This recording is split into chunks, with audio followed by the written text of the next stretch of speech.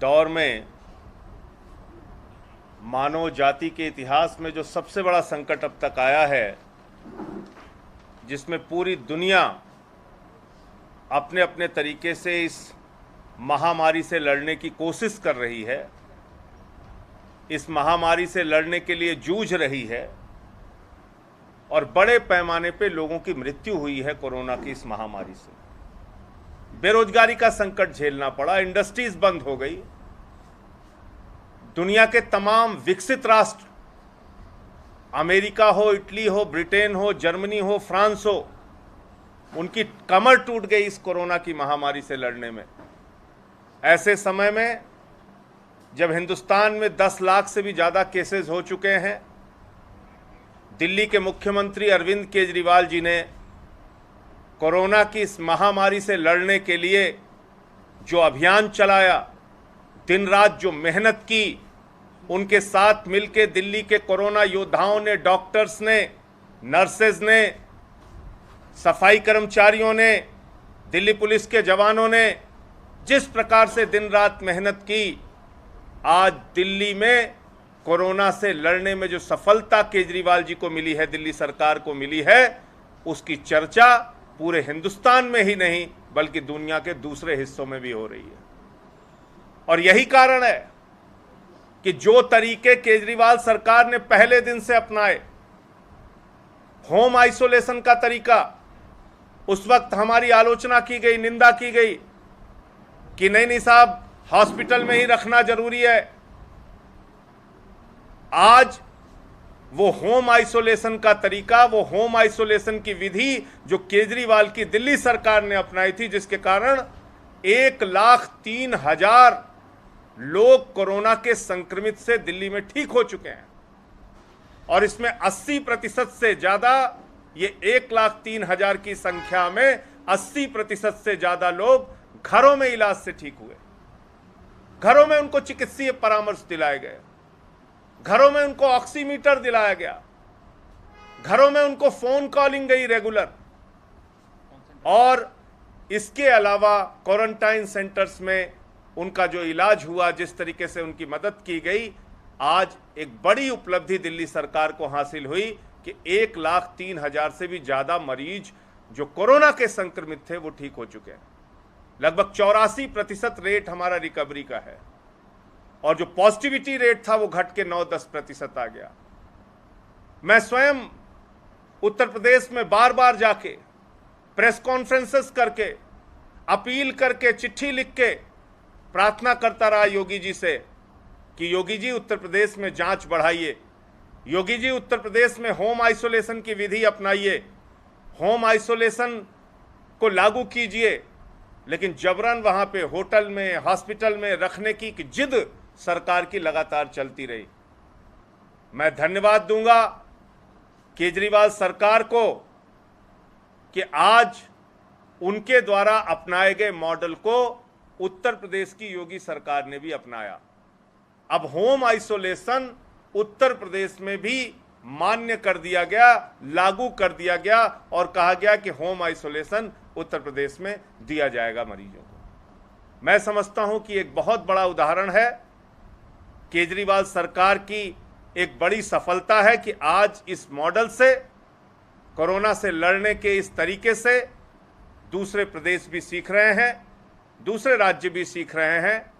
और मुझे खुशी है इस बात की कि अब योगी सरकार ने भी ये मॉडल उत्तर प्रदेश में अपनाया है। उनको भी केजरीवाल सरकार की तरह जांच बढ़ानी चाहिए। हर 75 जिले के अंदर एक लैब होना आवश्यक है, हर जिले में। आज पूरे यूपी में मात्र 28 लैब है, दिल्ली में 42 लैब है। वहाँ 24 करोड़ की आबादी है, यहाँ 2.5 करोड़ की आबादी है, यहाँ 25,000 प्रतिदिन जांच होती है और वहाँ जो जांच का आंकड़ा आ रहा है, अब उन्होंने बढ़ा के उसको 40-50 हजार के आसपास किया है। कम से कम 2 लाख जांच प्रतिदिन होनी चाहिए। तो ये बातें मुझे इस कोरोना की लड़ाई में केजरीवाल सरकार की सफलता और उसके मॉडल से जो दूसरे राज्य सीख ले रहे हैं, उत्तर प्रदेश के योगी सरकार के द्वारा होम आइसोलेशन आज से शुरू किया गया, वहाँ पे इस संबंध में मुझे अपनी बात कहनी थी। आज जो बारिश के बाद हालात बने दिल्ली में, उस पर हमारे जल बोर्ड के उपाध्यक्ष माननीय राघव चड्ढा जी वो अपनी बात आप लोगों के समक्ष रखेंगे, क्योंकि इसको लेके तमाम तरीके के भ्रम और तमाम तरीके के आरोप प्रत्यारोप भारतीय जनता पार्टी के द्वारा किया जा रहा है।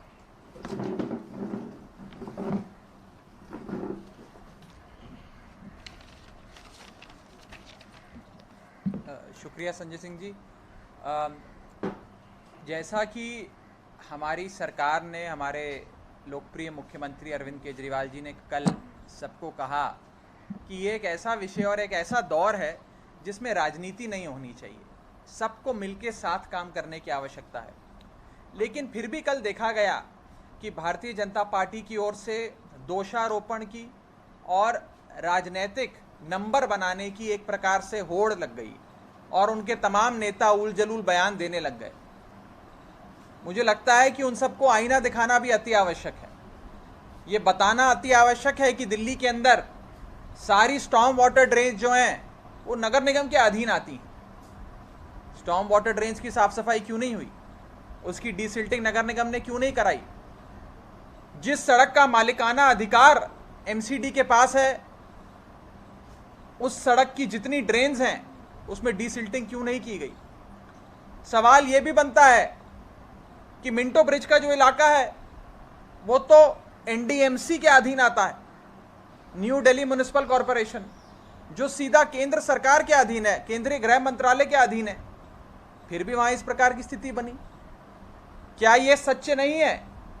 ये बात जो अब जगजाहिर हो चुकी है कि जो दुखद दृश्य, दिल को पीड़ा देने वाले दृश्य हम सब ने अन्ना नगर की झुग्गी के देखे, जिसमें एक झुग्गी टूट करके पानी के बहाव से बह जाती है, वहां पर वो झुग्गी ड्रेन नंबर 12 एसडीएमसी की जो ड्रेन है, यानी कि दक्षिणी दिल्ली नगर निगम की ड्रेन नंबर 12 पर बनी हुई थी। क्या कोई इस बात से इनकार कर सकता है? लेकिन भारतीय जनता पार्टी अपनी जिम्मेदारी से भागने की कोशिश करती है। और मैं केवल 2 चीजें आज बीजेपी को कहना चाहूंगा।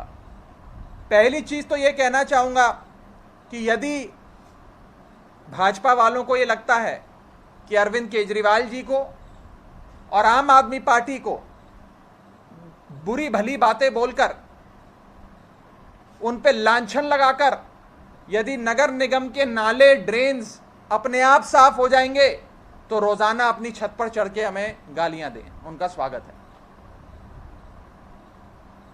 लेकिन अगर ऐसा नहीं होगा तो राजनीति करना बंद करें और प्लीज काम पे लौटें। दूसरा, नगर निगम की जैसे ही बात आती है भारतीय जनता पार्टी बैकफुट पे चली जाती है। कल भी मैंने भाजपा के नेताओं से कई बार जब उनकी बाइट सुनी तो वो बैकफुट पे जाते नजर आए। मैं आज कहना चाहता हूं खुले तौर पर बीजेपी को कि हमारी 2 करोड़ से अधिक की आबादी वाले राज्य दिल्ली में, 2 करोड़ से अधिक आबादी वाले घनित राज्य दिल्ली में भारतीय जनता पार्टी के नेता कोई एक व्यक्ति से ऐसे हमें मिलवा दें जो कहे कि वो नगर निगम के काम से खुश है। 2 करोड़ से अधिक की आबादी वाले राज्य में एक व्यक्ति जो एक निष्पक्ष व्यक्ति हो, इससे मिलवा दें बीजेपी वाले, जो कहे कि मैं नगर निगम के काम से खुश हूं। एमसीडी आज के समय म्युनिसिपल कॉरपोरेशन ऑफ दिल्ली नहीं बल्कि मोस्ट करप्ट डिपार्टमेंट के नाम से जाना जाता है और अपनी जिम्मेदारी से भागने का प्रयास कर रहा है। मैं भारतीय जनता पार्टी की नगर निगम को आईना नहीं दिखा रहा, केवल इतना कहने का प्रयास कर रहा हूं कि अगर राजनीति करेंगे तो राजनीतिक बयान हम आपसे अच्छे दे सकते हैं। हमारे पास सच है, फैक्ट्स हैं और सत्य का साथ है, तो हमारी बात में ज़्यादा वजन है। लेकिन क्योंकि ये एक ऐसी महामारी, एक ऐसा काल है जिसमें सबको साथ मिलकर जनता की सेवा करनी है, हम आपसे अनुरोध करते हैं कि जिस युद्ध स्तर पे दिल्ली सरकार अपने नाले नालियों की साफ सफाई करा रहा है, उसी तरीके से आप भी अपने नाले नालियों की साफ सफाई कराइए। दिल्ली में जल भराव की स्थिति उत्पन्न नहीं होनी चाहिए और दिल्ली में 2 प्रकार के नाले हैं, 2 प्रकार की ड्रेन्स हैं। एक जिनका मालिकाना हक एमसीडी का है और दूसरी जिसकी ओनरशिप यानी कि मालिकाना हक दिल्ली सरकार का है। जब दोनों युद्ध स्तर पे डीसिल्टिंग करेंगे, साफ सफाई करेंगे, तो ये जो स्थिति जो दृश्य हमने देखे वो नहीं उत्पन्न होंगे। तो हम उम्मीद करते हैं कि भाजपा इस चीज से सीख लेते हुए अपनी जिम्मेदारी अवश्य समझेगी। राघव, सवाल ये है कि ये बता दीजिए कि दिल्ली जल बोर्ड, सिर्फ दिल्ली जल बोर्ड की जिम्मेदारी क्या है? कौन से ड्रेन दिल्ली जल बोर्ड को साफ करने होते हैं और दिल्ली जल बोर्ड की तरफ से क्या व्यवस्थाएं हैं? कितने ट्रक दिल्ली जल बोर्ड के पास है, इसके बारे में बताएं। देखिए, दिल्ली जल बोर्ड की सारी सीवर लाइंस होती हैं, लेकिन जिन ड्रेन्स की आप जिक्र कर रहे हैं, जिस ड्रेन्स का बारी बारी कल से जिक्र हो रहा है, या तो वो सारी ड्रेन्स नगर निगम के अधीन आती हैं क्योंकि सारी rain water storm water drains नगर निगम की हैं, और जो ड्रेन्स उनके अधीन नहीं आती हैं वो पीडब्ल्यूडी विभाग दिल्ली सरकार के अधीन आती हैं। जो सूएज लाइंस हैं सारी, वो दिल्ली जल बोर्ड उसकी ओनरशिप के और हमारे काम के परव्यू में वो काम आता है। मैं आपको उदाहरण देता हूं। भारतीय जनता पार्टी का आईटीओ पर मिंटो ब्रिज के पास एक दफ्तर बना, उसकी कंस्ट्रक्शन हुई। उस कंस्ट्रक्शन के चलते दिल्ली जल बोर्ड की पानी की और सीवर की लाइनें ब्लॉक हो गई क्योंकि वहां इतना मलबा इकट्ठा हो गया। वहां नाना प्रकार के मटेरियल मंगवाकर कंस्ट्रक्शन कराई जा रही थी और वो ब्लॉकेज होने की वजह से हमें आज से कुछ महीने पहले काफ़ी प्रॉब्लम फेस करनी पड़ी। लेकिन जो कल आपने हालात देखे, जो मिंटो ब्रिज का हालात आपने देखे, वो सारी रेन वाटर ड्रेन्स हैं, स्टॉर्म वाटर ड्रेन्स हैं। वो ना दिल्ली जल बोर्ड के अधीन आती हैं, ना दिल्ली जल बोर्ड का उससे कुछ लेना देना है। तो वहाँ पर जो मिंटो ब्रिज के नजदीक से जितनी भी लाइन गुजर रही है वो सिर्फ ड्रेन है, आप ये दावा कर रहे हैं, आप मान रहे हैं इस बात को? बिल्कुल। सीवेज या सीवर की कोई लाइन नहीं, सीवर और सीवेज की लाइन, देखिए अगर सीवर की लाइन ब्लॉक हो तो इस ड्रेन के फंक्शनिंग पे फर्क पड़ता है, लेकिन सीवर की लाइन ब्लॉक है ही नहीं, तो ये जो स्टॉर्म वाटर ड्रेन्स है इसकी फंक्शनिंग पे कोई फर्क पड़ना ही नहीं चाहिए। लेकिन क्योंकि नगर निगम ने वो स्टॉर्म वाटर ड्रेन्स की साफ सफाई नहीं करी तो जाहिर सी बात है कि ब्लॉकेज होगी। अगर वो जो आप बता रहे हैं बीजेपी दफ्तर के सामने से नाला गुजर रहा है, वो निर्माण की वजह से बंद हो गया था, उसका क्या स्टेटस है? अब वो खोल दिया गया है, वो खुला हुआ है? हमने खुलवा दिया है। दिल्ली जल बोर्ड का नाला था वो, और दिल्ली जल बोर्ड ने खुलवा दिया। जैन ने आज कहा, मुख्यालय के ठीक सामने है ये। बिल्कुल सामने। लेकिन आज सत्येंद्र जैन ने कहा है कि वो नाला बंद था, उसकी वजह से कल मिंटो ब्रिज पे पानी नहीं, बंद वो था, ये भी कह रहे हैं, तो ये- देखिए, औपचारिक तौर पे दिल्ली जल बोर्ड ने कल अपना बयान भी जारी करा है और उस नाले को हमने खुलवा दिया है ताकि उस प्रकार से, पहले खुल गया था, कल जो हुआ है वो तो स्टॉर्म वाटर ड्रेन और rain water drain Minto bridge पे जो नगर निगम के अधीन आती हैं उसकी वजह से हुआ है, नॉट बिकॉज ऑफ दैट। जो 4 लोग कल मरे हैं उनका क्या आगे का प्रोसीड्यूर होगा, या जो मरे हैं पहले उनके क्यों मरे, इसका कौन जिम्मेदारी लेगा? देखिए, इसमें दो प्रकार की कार्रवाई होती है। एक तो कानूनी कार्रवाई है, उस पर दिल्ली पुलिस ने उचित धाराएं लगाते हुए एफआईआर दर्ज कर दी है, और जो भी जिसकी क्रिमिनल नेग्लिजेंस, लापरवाही, काम चोरी और ये पूरी जो कीमती जान गई हैं उसमें जिसका जो भूमिका थी, उस पर मुझे पूरा विश्वास है दिल्ली पुलिस उचित कार्रवाई करते हुए उनको सख्त से सख्त सज़ा देगी। आप ये और कहना चाह रहे हैं कि दिल्ली जल बोर्ड का इससे कोई नहीं, जो डेथ हुई है, जो डेथ वो तो उसकी कार्रवाई तो दिल्ली पुलिस करेगी। वो हमारे विभाग हमारे विभाग के अधीन नहीं आता, हमारे विभाग के अधीन नहीं आता। भाजपा ने डिमांड की है सर कि जो अन्ना उसके लिए दिल्ली सरकार से क्या, दिल्ली सरकार जो डेथ हुई है और जो अन्ना में नुकसान हुआ है, क्या मुआवजा देंगे, जान माल की? उस पर सरकार उचित फैसला लेगी। मैं बस इतना कहना चाह रहा हूं कि अन्ना नगर का जो तस्वीरें आप लोगों ने कल अपने न्यूज़ चैनल पर दिखाई, अखबारों में प्रकाशित करी, वो दिल दहला देने वाली थी। लेकिन ये भी सत्य, और मैं चाहूँगा कि आप भारतीय जनता पार्टी से जाकर ये पूछें कि क्या वो एसडीएमसी की ड्रेन नंबर 12 पे बनी हुई झुग्गियाँ नहीं थी? क्या नगर निगम अपनी इस जिम्मेदारी से भाग सकता है? क्या नगर निगम केवल ओछी राजनीति करेगा? ये सवाल उनसे पूछना चाहिए, क्योंकि वो सच्चाई से भागते हुए झूठे आरोप, अनर्गल बातें करते हुए केवल अरविंद केजरीवाल जी और आम आदमी पार्टी पर दोषारोपण की राजनीति कर रहे हैं।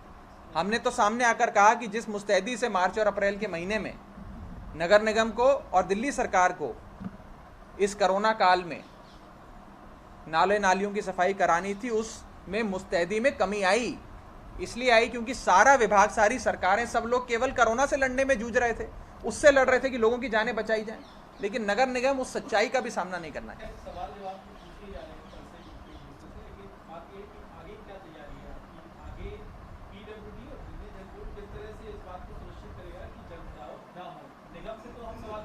देखिए देखिए दिल्ली जल बोर्ड का बताता हूँ। दिल्ली जल बोर्ड ने एक शेड्यूल बनाया हुआ है जिसके चलते हमारे जल बोर्ड के अधीन आने वाली जितनी भी सीवर की लाइनें हैं उनकी साफ सफाई एक शेड्यूल अनुसार एग्जीक्यूटिव इंजीनियर्स खुद खड़े होकर एक एक इलाके में करवाते हैं।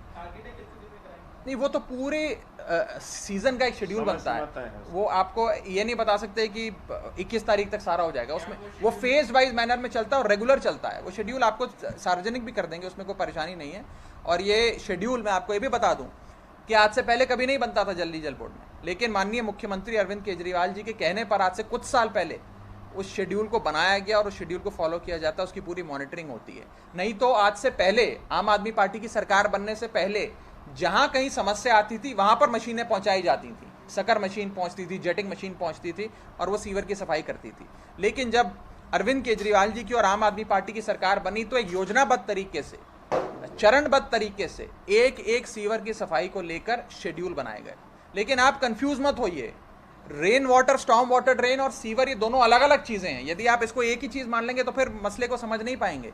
और सीवर की सारी सफाई दिल्ली जल बोर्ड ने कराई है, सारी करा भी देती है अगर, तो भी अगर नगर निगम अपनी स्टॉर्म वाटर और रेन वाटर ड्रेन्स की सफाई नहीं करेगा तो स्थिति जैसी आपने कल देखी थी वैसे ही रहेगी। उसमें 1% का भी कोई आपको बेहतरी नजर नहीं आएगी। तो नगर निगम को अपनी जिम्मेदारी समझने की आवश्यकता है। रामवीर सिंह बिलोरी कह रहे हैं कि जो टेंडर अभी तक निकाला नहीं है डीसिल्टिंग के लिए, क्या आप उसको खंडन करते हैं? मैं तो कह रहा हूं कि सारे शेड्यूल बना हुआ है, हर जगह डीसिल्टिंग चल रही है दिल्ली में, हर जगह डीसिल्टिंग चल रही है।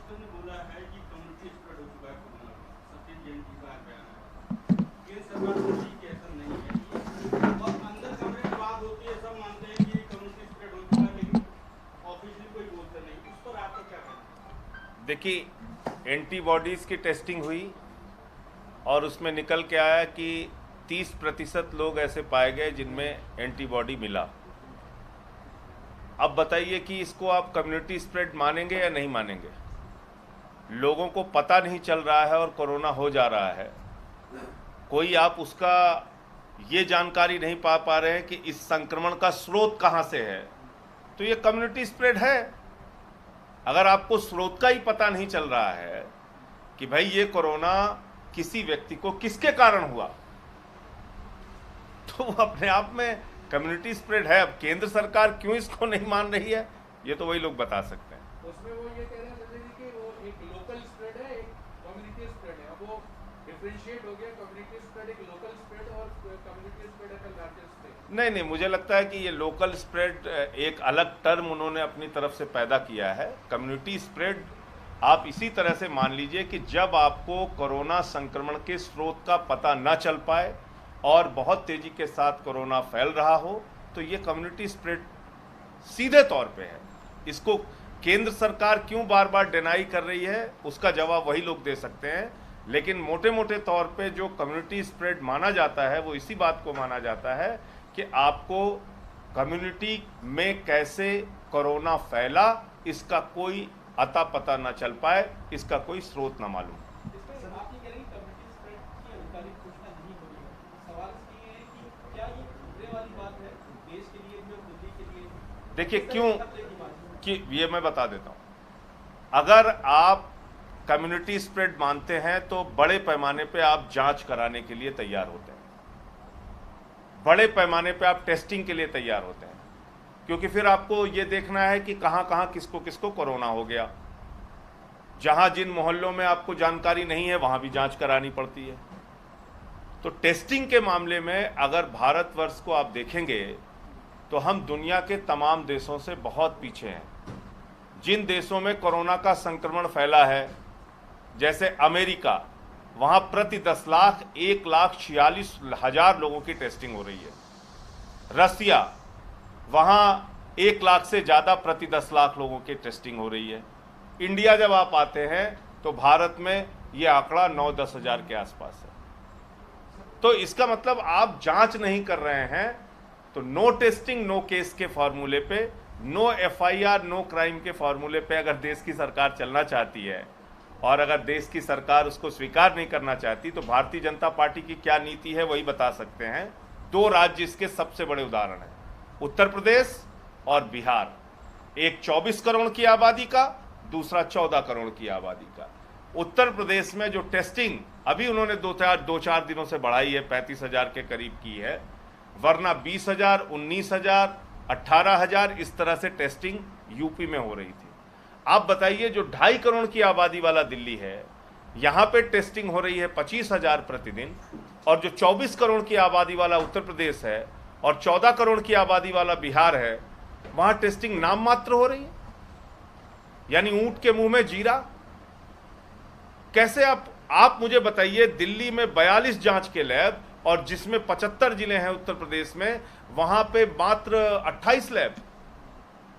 तो इसका मतलब कि ज्वालामुखी के पहाड़ पर शांति से बैठकर विस्फोट का इंतजार केंद्र की सरकार और राज्य की सरकारें अगर करेंगी तो ये कोई अच्छा संकेत हम लोगों के लिए नहीं है, और इससे आप मजबूती से कोरोना से नहीं लड़ पाएंगे। इसलिए केंद्र सरकार को इस बात को स्वीकार करते हुए कि कम्युनिटी स्प्रेड हो रहा है, बड़े पैमाने पे जांच कराने चाहिए, किट्स की उपलब्धता करानी चाहिए। जो प्रयोग दिल्ली में हुआ वो दूसरे राज्यों में भी करना चाहिए।